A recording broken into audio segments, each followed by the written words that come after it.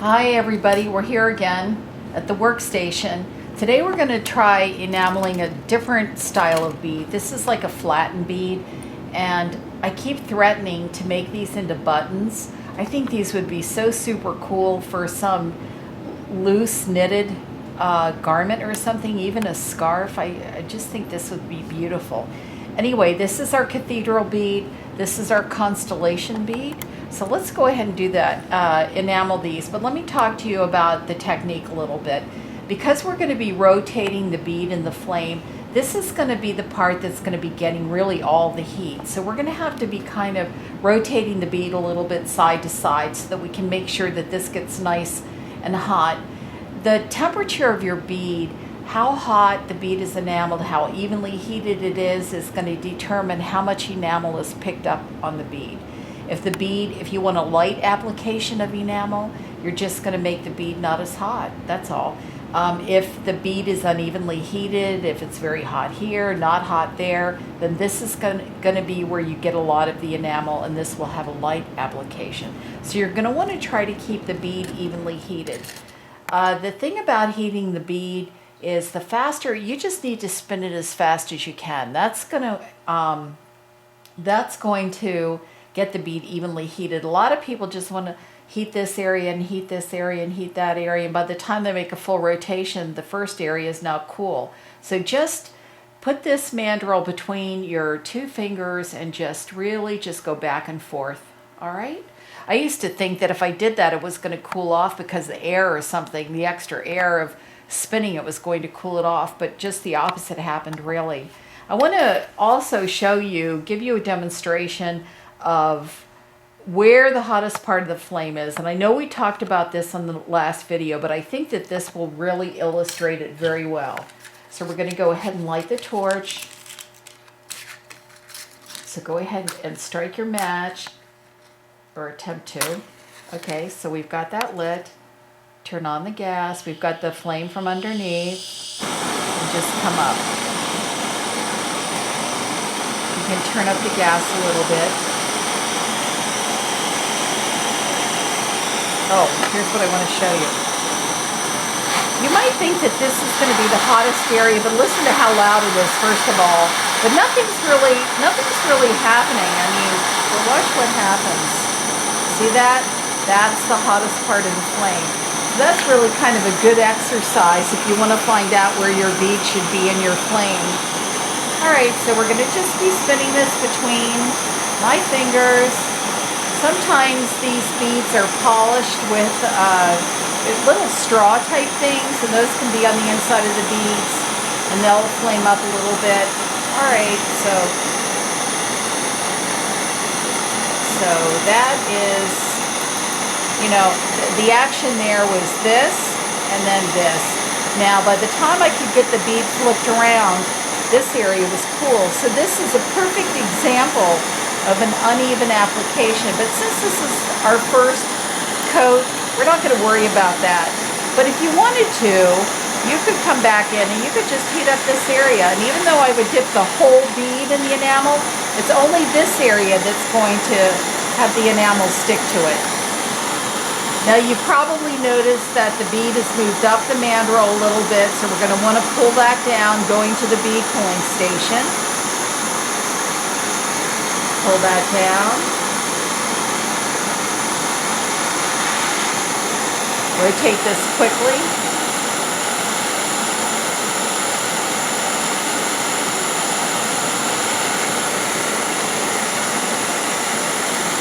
Tap it on the edge. These filigree beads really can fill up with quite a bit of enamel, so try to tap that off before you bring it up to the flame. If you bring it up to the flame and there's enamel on the inside, it's just going to blow the enamel out. I mean, it's not life-threatening or anything, but it'll be a lot easier for you if you just tap it out of the bead. Okay, so now the good, what I'm kind of showing you here too is the subtlety of the colors. Enamel doesn't always have to be about extremely bright colors. It doesn't have to be a calliope of color. It can be something very subtle. to be very beautiful. One of my favorite necklaces is where I take the blue greens and go from the lightest to the darkest, and it creates really beautiful variations. And there's nothing very colorful about it, but it's just very nice and quiet. So this is Mocha. This is $11.75. This is Dove Gray. That's $19.50. So what I'm going to do here, reheat this, and I just want to roll the edge of the enamel in that. The edge of the bead in the enamel. Now, you remember how we kind of had the push-pull action going on? We pushed it. We're not going to have to do that with these beads that have very small holes because there's not that much point of contact. Let it cool. And pull that off. Now, if it gets stuck on the mandrel, there's no way to get the bead off other than heating it. You have to allow, let me turn this off for a minute. With the other beads here, because we're doing the push and then we're searing off the threads and then we're pulling it off, it's had a chance to cool off a little bit, but these we're not doing that. So we're not giving it that chance. So when you pull your bead off, after you're ready to remove your bead, bring it to the bead pulling station and pull it aggressively, but let it just hang on the end there, kind of just dangle on the end. Have this mandrel so that it's pulled all the way through the bead and it's on the interior space of the bead. So it would be like this.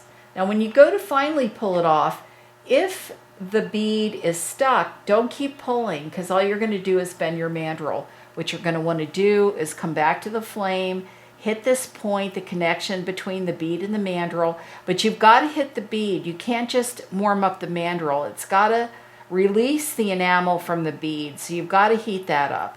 And that's really, to tell you the truth, I really kind of prefer if it gets stuck because then I know when it finally drops into the vermiculite, I'm not going to have a problem with vermiculite sticking to the enamel.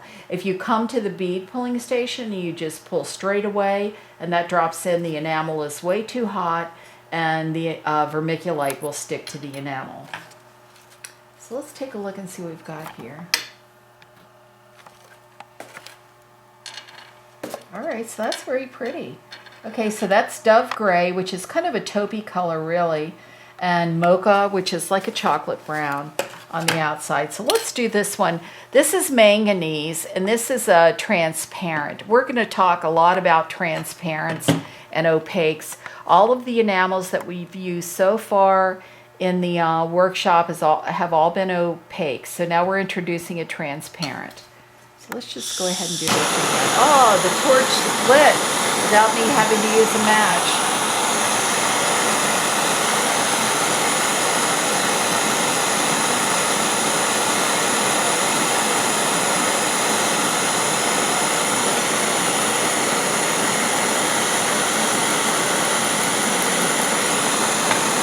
So you notice I don't continue to heat. Once the bead is evenly orange, I dip it in the enamel. Now, the thing is, the bead usually doesn't look glass-like on the first. Now, this is an exception, though. This is really looking very glassy. A lot of times, the bead, for the first or second dip into the enamel, the bead is not looking glassy because there really is not that much enamel on the bead yet. So in those cases, we're looking for the orange color. In cases where the bead is looking glassy, that's a great indication that you can look and see whether the glass is smooth or not.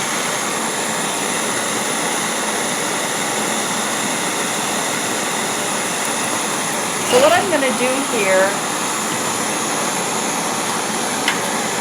I just want to get the edge of the bead, so I'm going to dump the enamel in there because it's going to be hard for me to manipulate the bead in this small container. So you notice I'm using both hands. They're moving in conjunction with one another. Feel free, you're not going to get burned moving your left hand in here. So let's just kind of do that.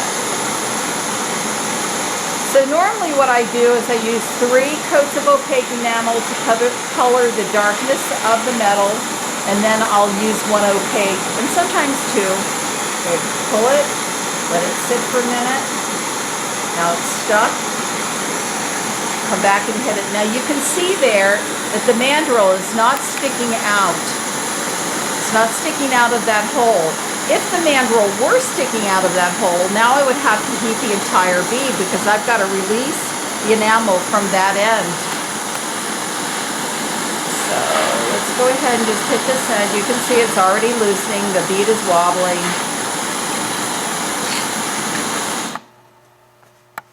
Let's take a look and see what we've got here.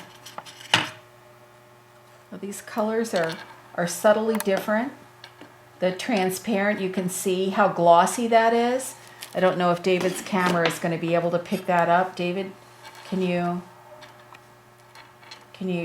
this has got a lot more shine and depth to it. The thing about the transparent enamels is that they will pool into the recesses of your bead. If your bead has a lot of depressions in it, the enamel will collect in those lower areas, and it will help to accentuate the design of the bead. So that's it for the cathedral bead. The Constellation bead is really just the same thing, but let's go ahead and do that. This is a new mandrel. I like using mandrels that have been used before, that aren't brand new when I can, because you get a little bit more traction on them because there's already been enamel.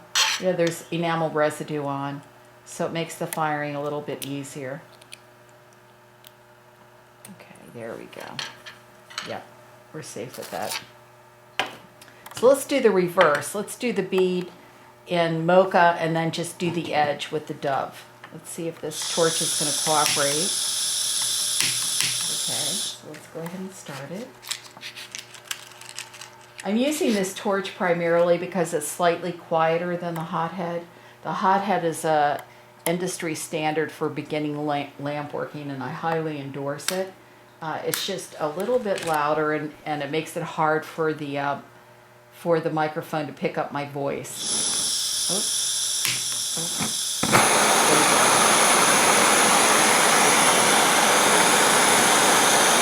Rotate, spin the bead in the flame.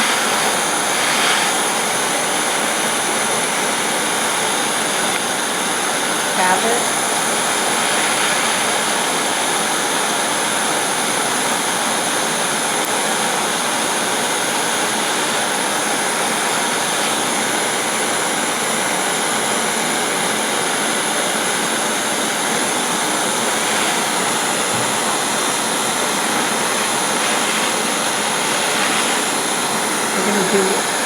Let's do one more coat. Then we're just going to hit the edge with the dove gray.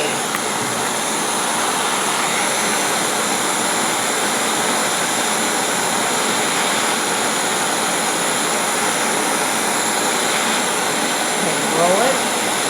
Roll it in the enamel. And that's on very lightly, so I think I'm going to do that again. And you can see that. You can let this bead cool for a second. Unlike lamp working, where you can't allow that to happen with lamp working, I can do that with this, with the enamel. Enamel doesn't need to be annealed. It's not a huge amount of glass. We're just basically taking a pre-made metal form and applying glass to it. It's not like a dense, thick glass ball that's going to need to be annealed. Pull it. Let it sit for a minute. Put the end of the bead.